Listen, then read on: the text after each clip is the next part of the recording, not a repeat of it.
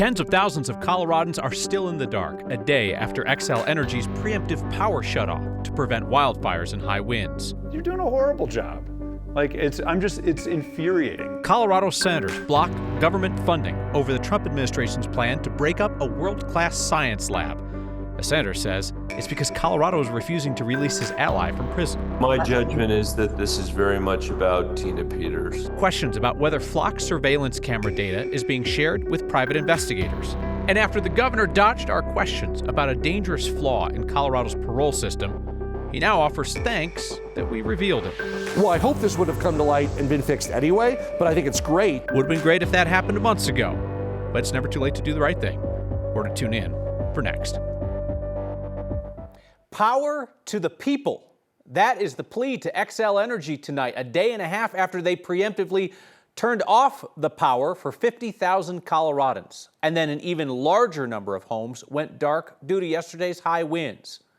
Power to the people is not promised tonight or even tomorrow, which is shaping up to be an even greater wildfire danger than yesterday. More than 100,000 Xcel customers without power is down to about 20,000 without power tonight.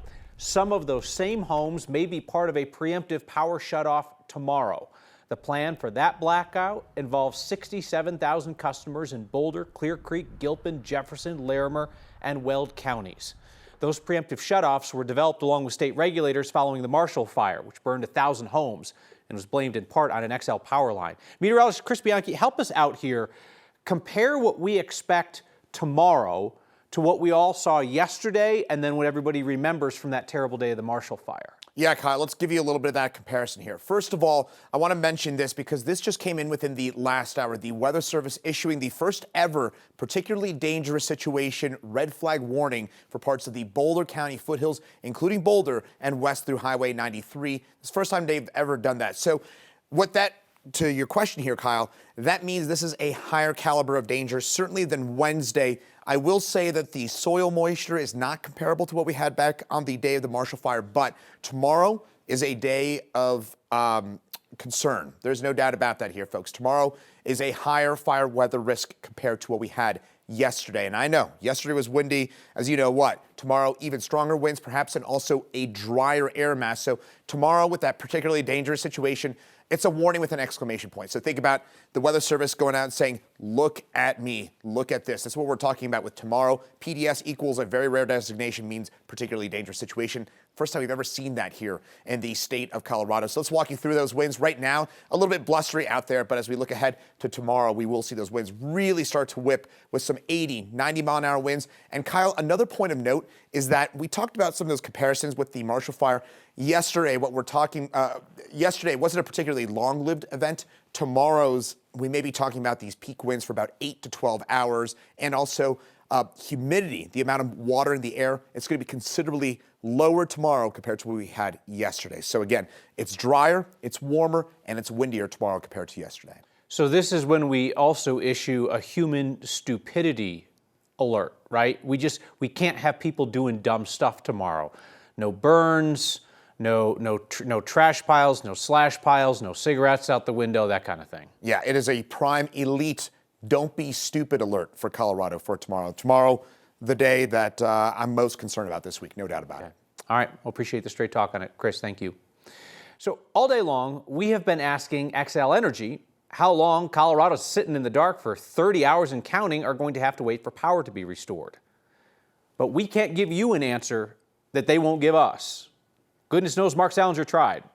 No, communication has been the hardest part. If you couldn't tell by the candles and headlamps laying around Mark Fenice's home, you can absolutely tell by the frustration in his words. You're doing a horrible job.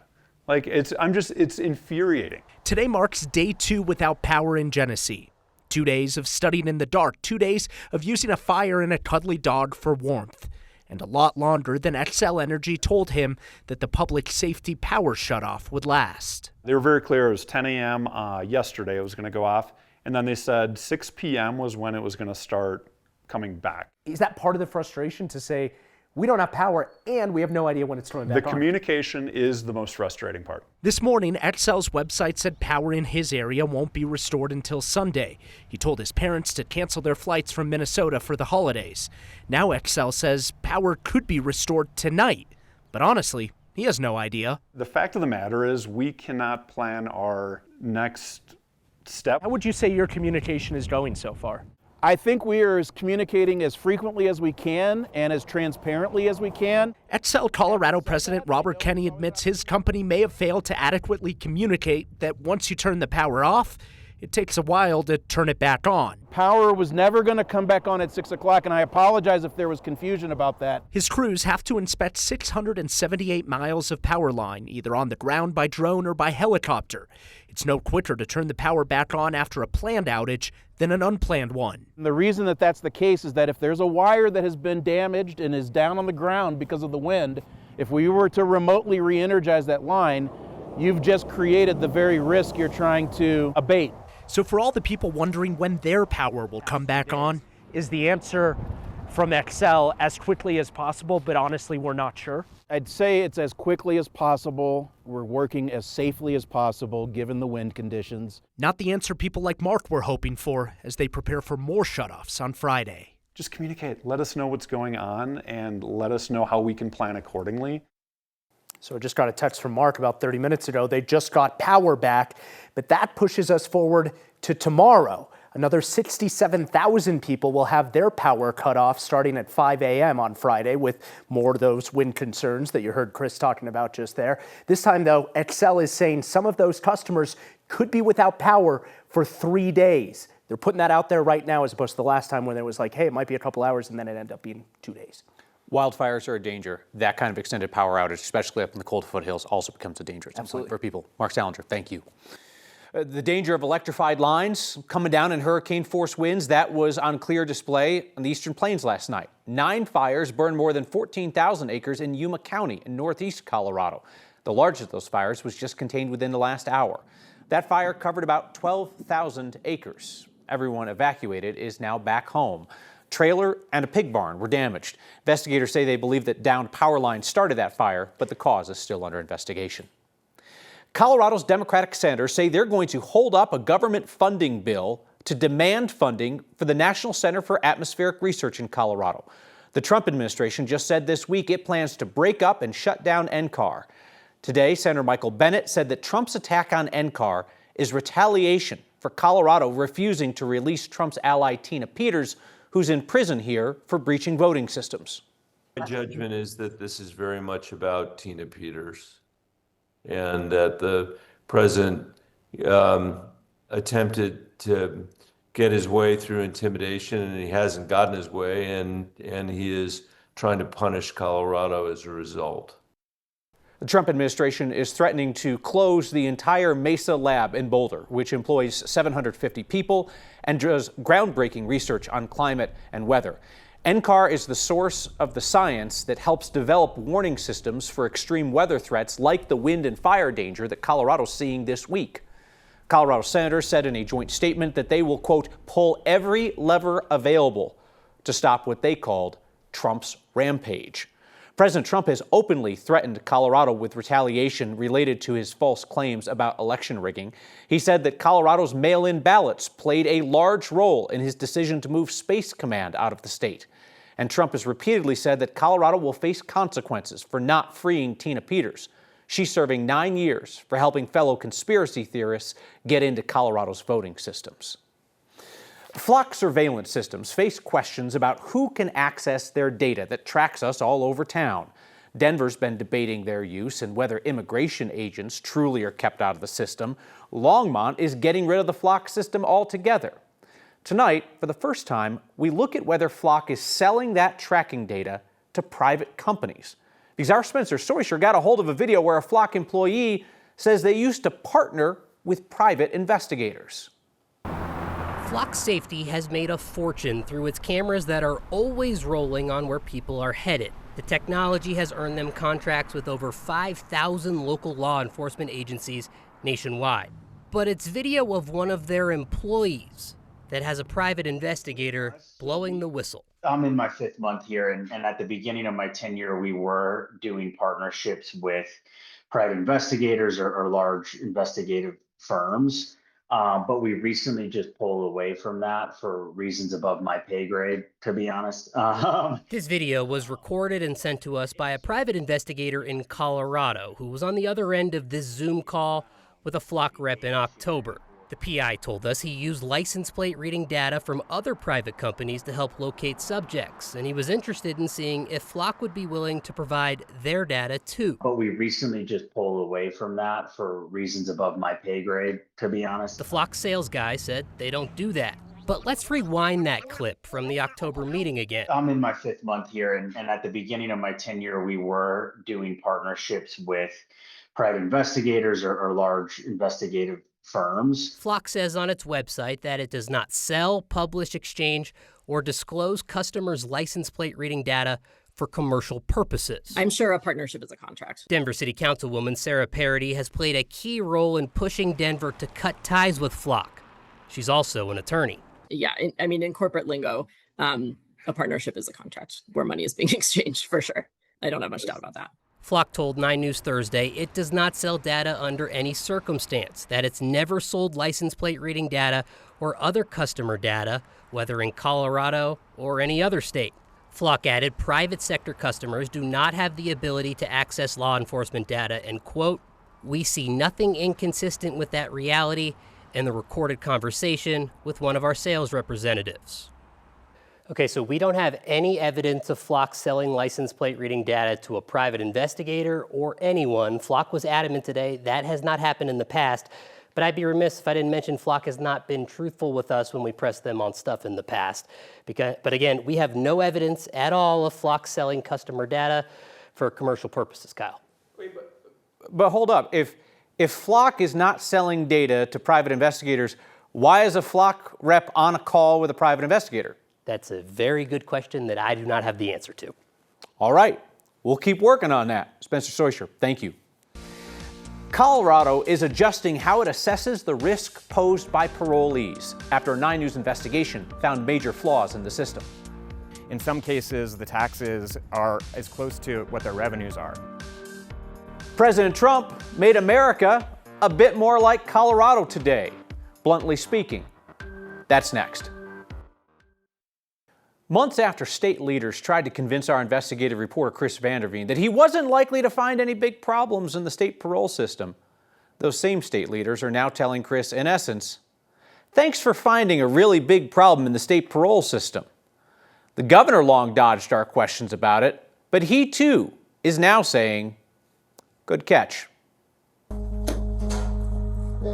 18 days after he murdered a man he didn't know in Colorado, James Neal led police in Wyoming on a wild chase. Inside his car, according to the arrest report, meth, marijuana, and 7 guns. That's yours if you want. During a 2-hour interview, Neal talked about voices in his head and the meth he used often to deal with them. It opens up kind of a more steady connection to being able to talk to them. The man he murdered in Colorado. Who was Mike? My older brother. Was one of Marilyn Lohmeyer Howland's best friends. Kind, funny, king of one-liners. You know, he just popped to his head all the time. Mike Lohmeyer sat in his car when Neal approached and shot him. Neal was on parole at the time. Do you think the parole system failed here? I feel it did.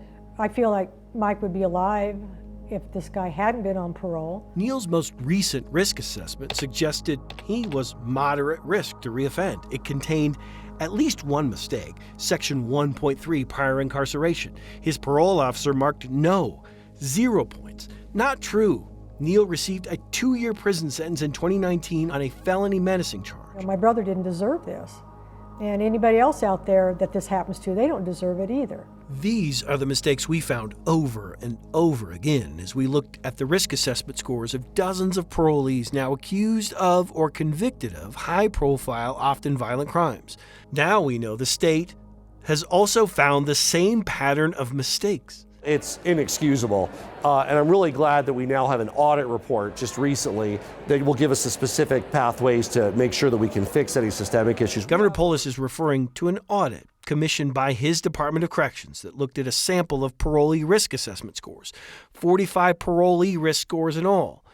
It found errors on 44 of the 45 assessments, a failure rate of 98%. To be frank, Governor, why did it take a reporter from 9 News to figure out that you have a pretty large problem with how you're assessing your parolees? Well, I hope this would have come to light and been fixed anyway, but I think it's great. The more public attention there is, the more of an impetus and an urgency around fixing it is. So again, it's hard to deal with the hypothetical of what would happen, but I think it's great that you've helped shine a light on this to make sure it gets fixed. It is the same question I had in mind when we found the head of the Colorado Department of Corrections leaving a state budget meeting. You're inaccurately scoring your parole assessments. Isn't that a simple problem? One thing I really appreciate you bringing the things to the attention that you have, because you're actually right. There are some things that we're doing better, and we are working on doing better. So what are you going to do to fix it? Well, as we stated, Chris, we're already working on that acceleration of risk assessments. In a statement, Colorado DOC says, as a result of our investigation, it is re-engineering the entire assessment process, adding our findings are unacceptable and fall short of state standards. Well, that's just hard to accept. Marilyn believes it's a small consolation for the lives already lost, lives that include her brother, killed by a man on parole. To me, it's a second chance for the offender, and this guy just blew it. A man, she says, who has never watched closely enough. I just feel like they didn't keep tabs on him as much as they should have. Chris Vanderveen, 9 News. The governor says he will personally make sure the Department of Corrections lives up to its pledge to reform this broken system. And you can bet Chris Vanderveen will do the same. President Trump does not love a lot of what Colorado does, but today he moved America toward this state's position on marijuana. That's next.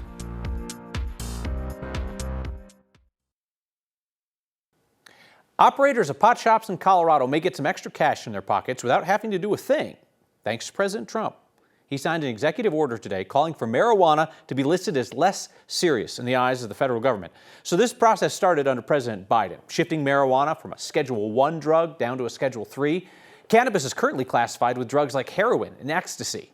If marijuana gets downgraded in classification, cannabis businesses could start taking tax deductions like any other business. That would mean more revenue with the same business plan. We talked today with Colorado's pot czar, who used to be a ganjapreneur himself. In some cases, the taxes are as close to what their revenues are. Once cannabis becomes a Schedule III, they'll be able to make standard business deductions, just like any other business, that should add significant dollars to their bottom line, help the economy, allow for more jobs to be created, and ideally allow those business owners to prosper in a way they haven't been able to up until now. This is where Coach Lee Corso would say, not so fast, my friend. The Drug Enforcement Administration would still need to classify marijuana first. The executive order also calls for Medicare to start covering CBD hemp products for seniors. The state legislature funds some hemp research down at CSU Pueblo. They could be in line for federal tax dollars if cannabis is reclassified as a safer drug. Back with your feedback on Xcel and power outages next. Feedback on extended power outages involving Xcel. Luke writes in, there's no reason for the extended shutdown other than for Xcel to cover their butts.